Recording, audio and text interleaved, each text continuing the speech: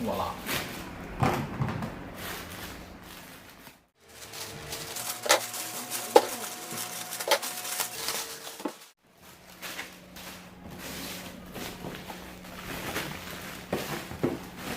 The box is not in that great a shape, but it was one of the last ones available on the internet. So let's see what we got. Need that stuff. It opens from the side and looks like it's maybe customs. Who knows? Whoa, it is tiny. I'll tell you that. It seems to be packed pretty well in here.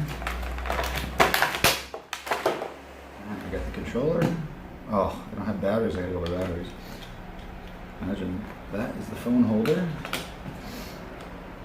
This is the drone. The size of my hand. Here's a Sharpie for scale. That's tiny. Let's open it up and see how much bigger it is. Because it is a foldable little drone. Look at that. Still smaller than a Sharpie. There's the battery. Comes with some extra props. There's the charger. And you charge it somehow on the side of this, like this. It lights up, tells you the charge.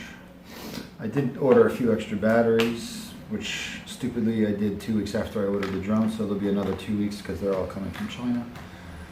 So we got some extra props. How many? Just 2. Just 2 extra props. 4 prop guards, so if you want to fly inside, you don't destroy your drone. And the handy little screwdriver to change your props. So, and then this must be information to download the app. Available for iPhone and Android, I believe.